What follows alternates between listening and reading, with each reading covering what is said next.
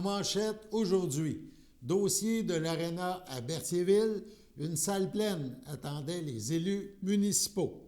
Bonjour à tous et bienvenue à votre bulletin d'information diffusé sur les ondes de CTRB, votre télévision locale et régionale, aujourd'hui le 3 mars 2026, Alain Bellumeur au pupitre.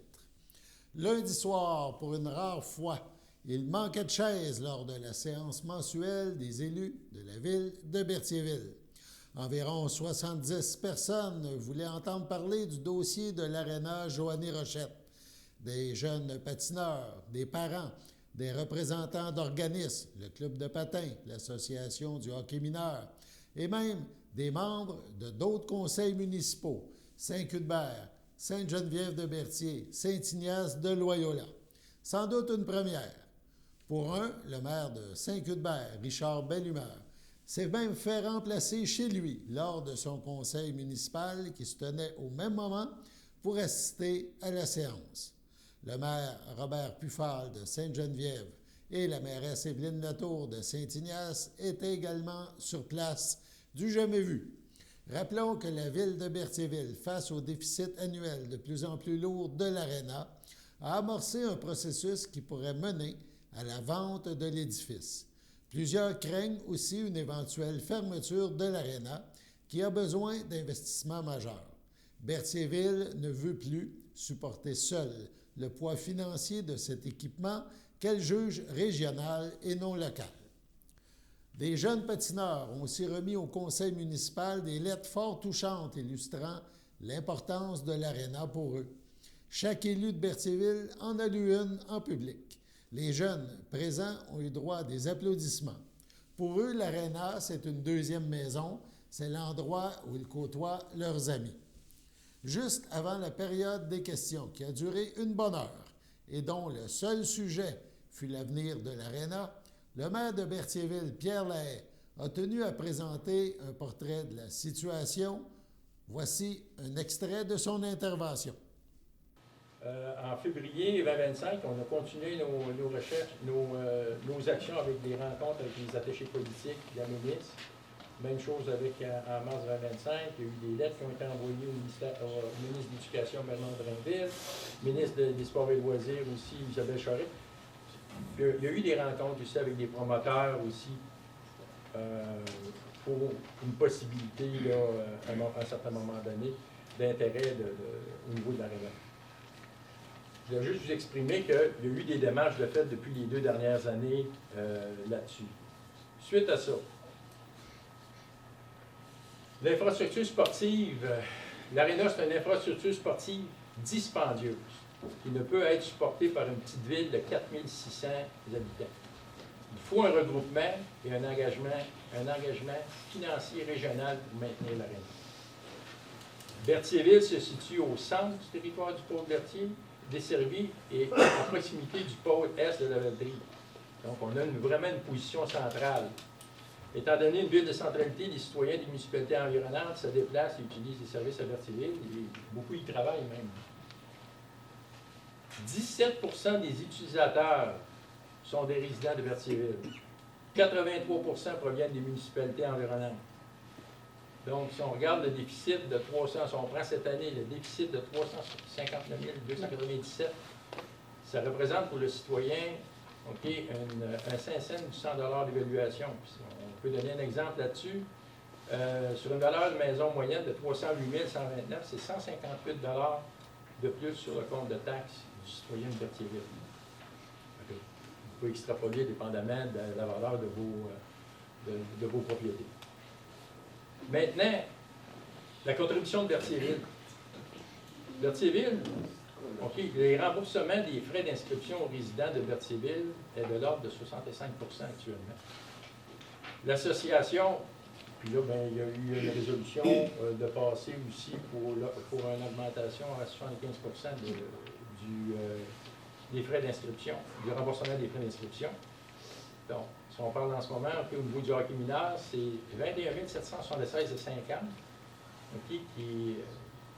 que la ville absorbe, parce qu'on paye on repaie ça aux citoyens. Au niveau du club de patinage artistique, c'est 35 311 pour un total de 57 097. Donc, les inscriptions, là, ça ne couvre pas les coûts d'entretien là, en ce moment. Fait que tout le monde paye le même prix, c'est juste que, OK, nous, on rembourse en réalité nos citoyens. Puis ça se fait à différents niveaux. Vous regardez chacun de vos municipalités, il y a une politique de remboursement qui diffère. Donc, le 600 OK, on parle à ce moment-ci au niveau du hockey mineur et du club de patinage artistique, ça couvre à peu près, lorsqu'on regardait sur le 359 000, ça couvre à peu près 50 de ça. OK? Fait que, en réalité, c'est peut-être de revoir avec vos municipalités les remboursements, les politiques de remboursement. En deuxième lieu, le taux de location de glace a un taux préférentiel des organismes de l'association de hockey mineur. Ça équivaut à 24 618 parce qu'il y a un taux préférentiel. Puis au niveau du club de patinage artistique, ça équivaut à 8 287. Donc un total de 32 906 de contribution de la ville de Berthierville. Ce taux préférentiel-là, il bénéficie à toutes les municipalités environnantes parce que c'est tout le monde qui en bénéficie. Troisième lieu, la gratuité des activités libres, patinage et hockey, donc bénéficie tous les citoyens indépendamment de leur provenance. OK? Ça avec, c'est quelque chose, c'est gratuit, c'est quelque chose que toutes les municipalités proposent. C'est ça que je vous disais, que lorsque ça prend vraiment l'implication, c'est ensemble qu'on va pouvoir faire la différence. Donc, c'est une invitation aux municipalités du Paul-Berthier, Lanoraie et la Valtrie. OK, ça va être fait, il va y avoir une rencontre qui va être, il va recevoir une invitation, les gens, les maires et les conseillers vont recevoir une invitation prochainement pour une rencontre.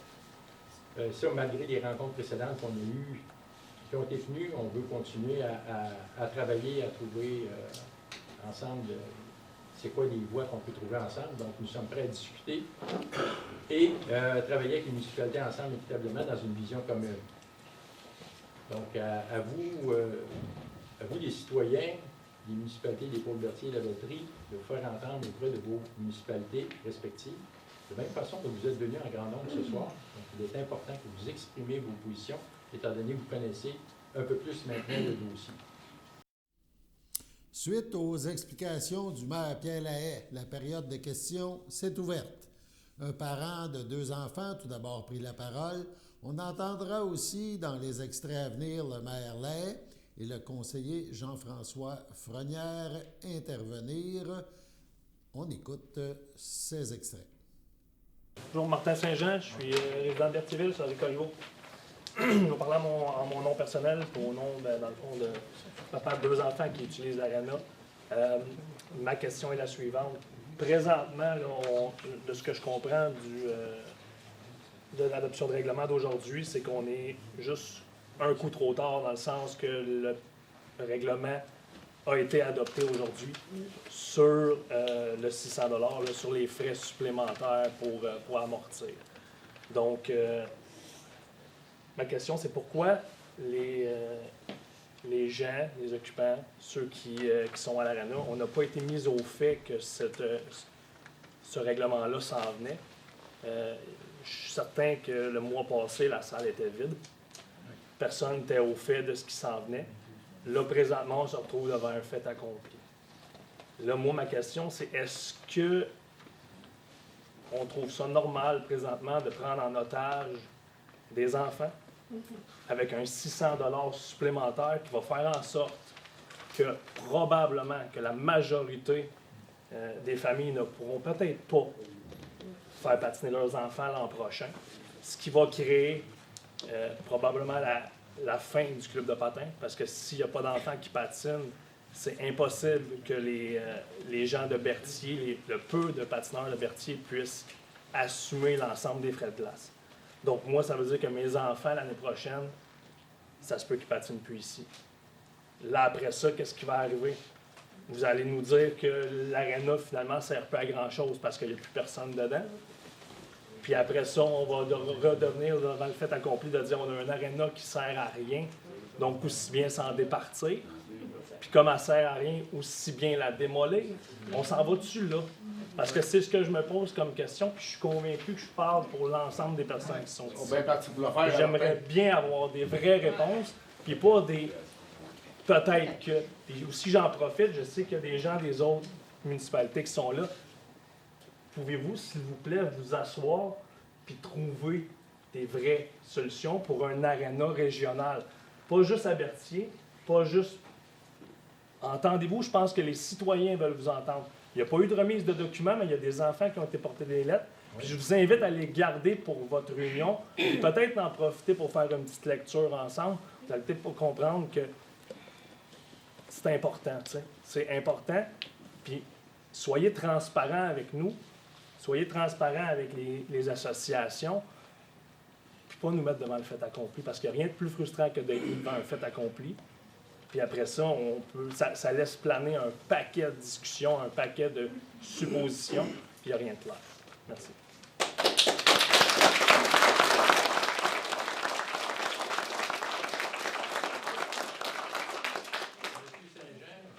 Merci beaucoup. Juste vous dire que c'est là qu'il faut vraiment s'asseoir avec les municipalités, OK, pour sauver l'aréna, OK, pour travailler ensemble là-dessus. Je pense que je l'ai dit aussi.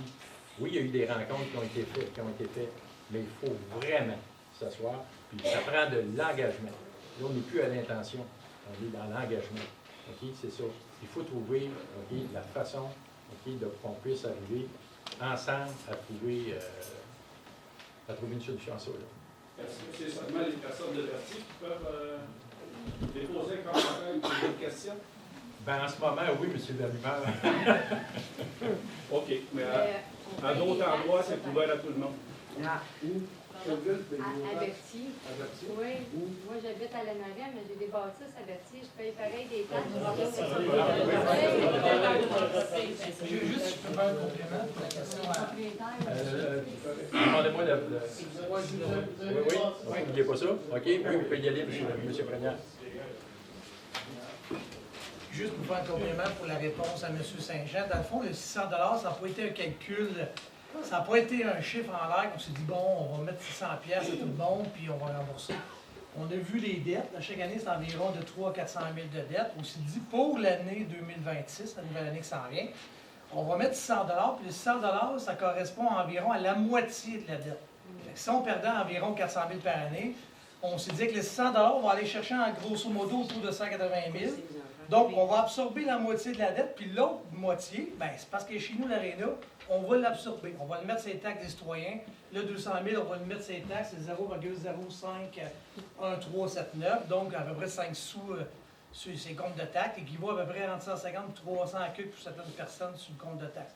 C'est pas un chiffre au hasard. On s'est dit qu'on va éponger la moitié avec les taxes, puis l'autre moitié, ben, on ne voulait pas dire aux citoyens, ben, on vous augmente de 10 sous cette année. Au lieu d'être 5 sous, ça va être 10 sous parce qu'on veut que le 400 000 se paye juste par vous autres. On s'est dit, si les autres peuvent nous soutenir, puis notre but, c'est vraiment là, de s'asseoir avec les villes, les conseiller, puis là, de dire qu'est-ce qu'on peut faire ensemble. Tu sais, je sais que les chiffres, c'est le fun de les voir, puis je sais que c'est le fun de savoir tout au complet, mais on pourrait tout le monde s'asseoir, tous les maires, tous les conseillers, puis dire, regarde, voici tous les chiffres au complet. Maintenant, comment on peut s'aider? Tu sais, comment on peut la gérer ensemble? Moi, ça me choque d'entendre ça. Mais non, mais j'ai pas fini. Pierre, je m'excuse, là. Mais ça fait 1 an et demi qu'on s'est rencontrés. Ça fait 1 an et demi qu'à toi et moi, je te demande quand est-ce qu'on va se parler pour l'Aréna. Puis quand j'ai noté, là, carrément, lors du dernier conseil, là, tu as dit beaucoup de discussions depuis 2 ans. Je regrette, c'est 0 open bar. Puis beaucoup et plusieurs rencontres avec les municipalités. 0 open bar. On a eu des rencontres. Jamais. On a eu une, c'était pour nous vendre l'Aréna. C'est une feuille de non-recevoir qu'on a dit. Puis à la fin du meeting, on a dit revenez-nous avec un autre plan. C'est trop choquant, Pierre. Il fallait que je me lève pour le dire. Moi, pour avoir le conseil, j'en veux des rencontres.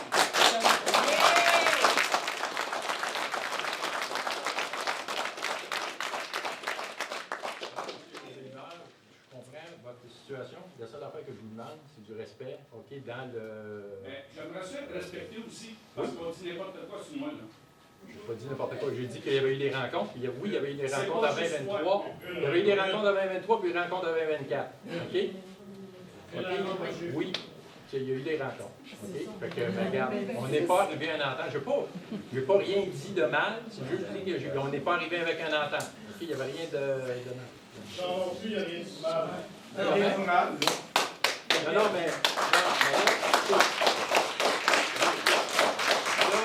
là, je demande de l'ordre, je vous l'ai dit, le respect, l'ordre, OK? Puis je peux ajourner. OK? Ça, c'est clair que je peux le faire. Fait que si on continue comme ça, je vais ajourner la séance. Juste pour continuer, oui, il doit en manquer des rencontres, c'est vrai, c'est un sujet important.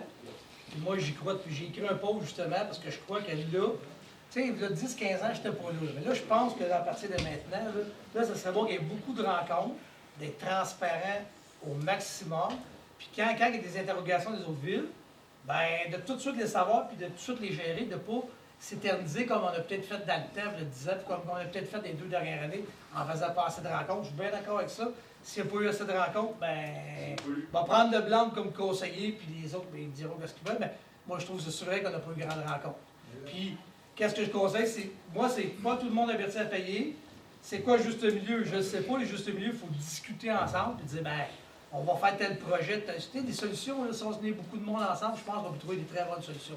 Parce que mon but, c'est que l'aréna reste. Moi, je veux que l'aréna reste. Parce qu'on pourrait facilement la vendre beaucoup plus cher, faire des bâtisses, mais on veut vraiment pas ça. Donc, on veut la conserver en aréna, même si on a peu de joueurs. C'est vraiment pas notre but.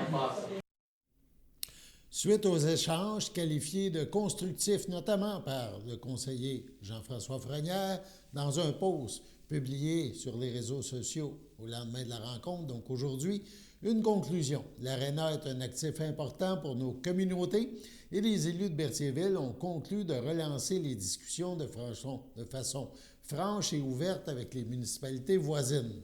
Le conseiller Frenière ajoute dans son post sur Facebook « Maintenant, il est essentiel que la ville de Berthierville fasse preuve de la plus grande transparence dans les prochaines étapes.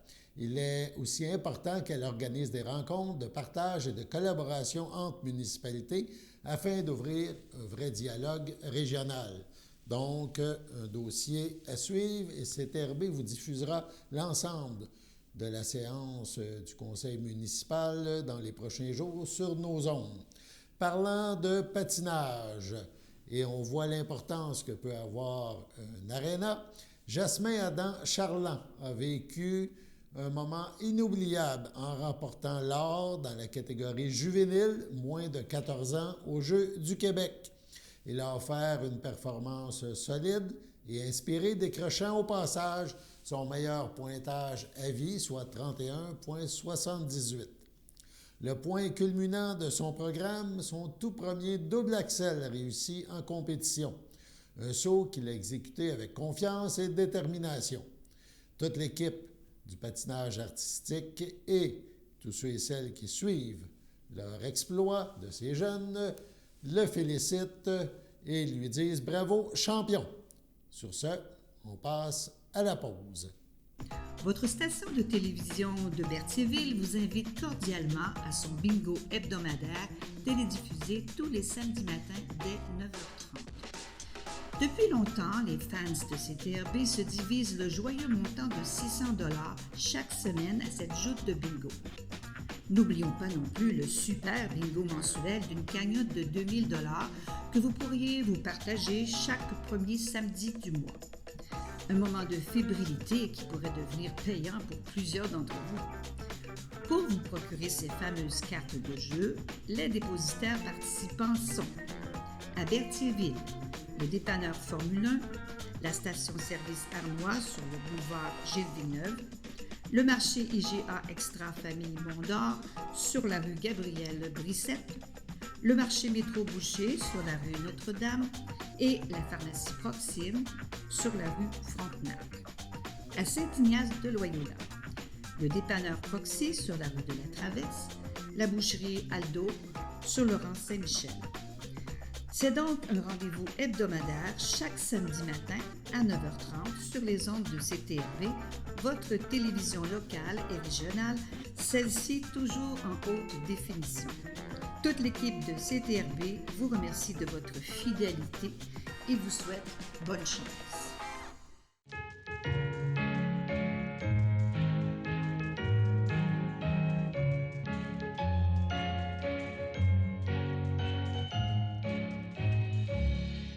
En ce 3 mars, la FADOC de l'Île-du-Pas souhaite bonne fête à Patrick Valois. C'est votre anniversaire aujourd'hui, en ce 3 mars, et bien toute l'équipe de CTRB se joint à moi et vous souhaite un heureux anniversaire.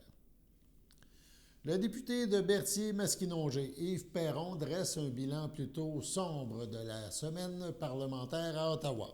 Il se dit particulièrement déçu du maintien du projet de loi C-15 dans sa forme actuelle. Les conservateurs ont voté avec les libéraux pour rejeter les amendements proposés par le Bloc québécois. Selon M. Perron, ces changements auraient permis de mieux protéger les citoyens et les agriculteurs en cas d'expropriation dans le cadre du projet de train à grande vitesse Alto. Il déplore notamment le retrait de l'obligation d'études d'impact, la possibilité d'envoyer des avis d'expropriation par courriel et la réduction des recours pour les propriétaires concernés. Le Bloc québécois dénonce également des compressions de 5 milliards de dollars dans le financement du fédéral du transport collectif. Le parti affirme que le Québec n'a toujours pas reçu sa part des fonds, alors que les besoins sont importants et que plusieurs projets sont en développement. Autre dossier préoccupant, des coupes de 130 millions de dollars sur 3 ans dans les établissements correctionnels fédéraux qui toucheront notamment 10 pénitenciers au Québec. Malgré ces critiques, Yves Perron se réjouit d'une proposition visant à permettre aux producteurs agricoles de bénéficier d'une déduction fiscale complète pour moderniser leurs bâtiments. Une mesure qui pourrait aussi donner un coup de pouce à l'industrie forestière au Québec. Du 23 mars au 2 avril, des milliers de travailleurs et travailleuses du milieu communautaire seront en grève partout au Québec.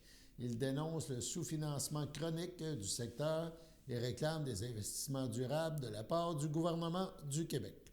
Réunis sous la bannière Le communautaire à bout, les organismes demandent une augmentation récurrente du financement à la mission afin d'assurer des conditions de travail décentes et de maintenir des services essentiels à la population. Selon les porte-paroles du mouvement, la situation est critique. Plusieurs groupes peinent à répondre aux besoins grandissants. Dans la MRC de Dautrey, des discussions sont en cours en vue d'une mobilisation locale dont la forme reste à déterminer. Une réflexion est également menée concernant les services qui seront maintenus pendant la période de grève et en lien, évidemment, bien sûr, avec les dossiers prioritaires. La mobilisation culminera le 2 avril prochain devant l'Assemblée nationale du Québec. Sur ce, on passe à la pause.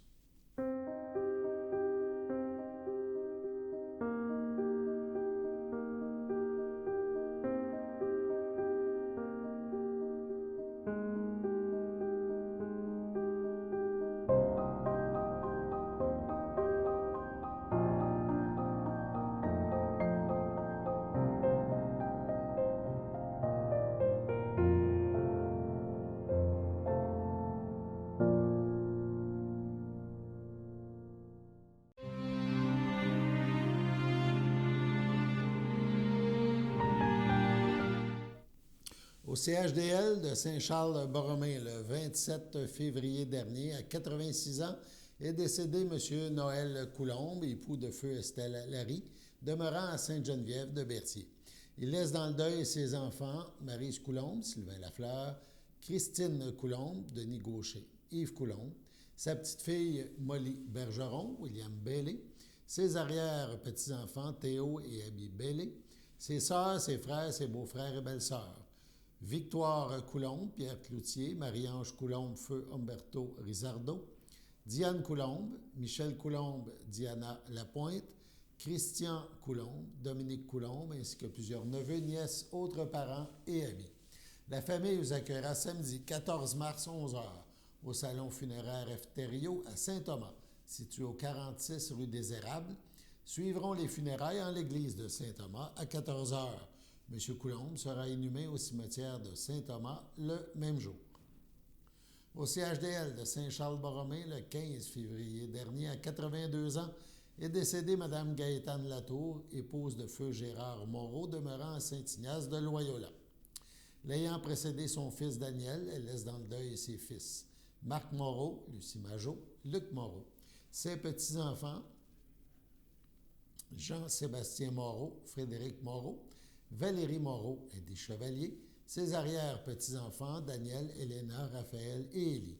Son frère, ses belles-sœurs et ses beaux-frères.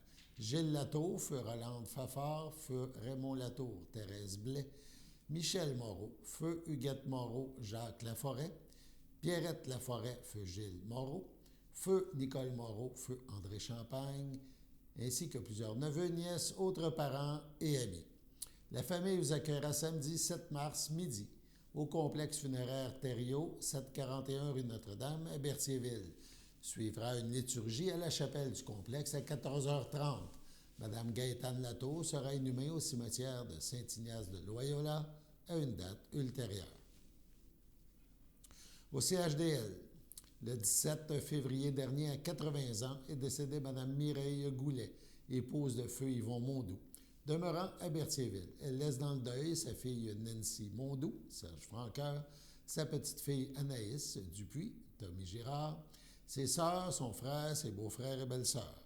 Lisette Goulet, André Laporte, Odette Goulet, Michel Champagne, André Goulet, Linda Benoît, Muriel Mondoux, Lise Mondoux, feu Marcel Lapolice, Jean-Guy Joyal, plusieurs neveux, nièces, autres parents et amis. La famille vous accueillera dimanche 8 mars 13h30 au complexe funéraire F. Thériault à Berthierville. Suivra une liturgie à la chapelle du complexe à 15h30.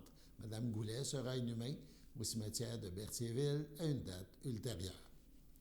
Au CHDL Saint-Charles-Borromée, le 13 février dernier, à 83 ans, est décédée Mme Lucille Coulombe, fille de feu René Coulombe et de feu Rosalma Boisjoli, demeurant à Berthierville. L'ayant précédé son frère Roland, elle laisse dans le deuil ses cousins-cousines, Yvette Pagé, Mario Léveillé, feu Jeannette Pagé, feu André Sylvestre, feu Juliette Pagé, Jean-Marc Bonnet, Denise Boisjoli, Fernand Rochelot, son amie et proche aidante Maude Malouin, ainsi que plusieurs autres parents et amis. La famille vous accueillera dimanche 15 mars 13h au complexe funéraire F. Thériault, 741 rue Notre-Dame à Berthierville. Suivra à la chapelle du complexe une liturgie à 14h30. Sur ce, on passe à la météo.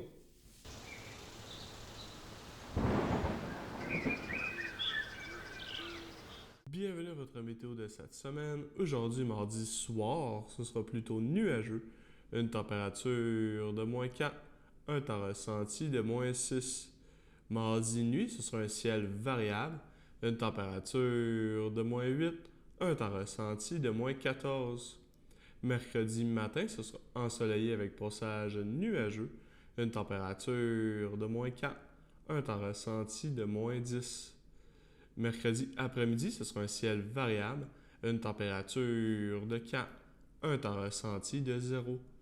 Mercredi soir, ce sera un ciel variable, une température de 0, un temps ressenti de -5. Mercredi nuit, ce sera nuageux avec éclaircie, une température de -5, un temps ressenti de -12. Et voilà, c'était tout pour votre météo.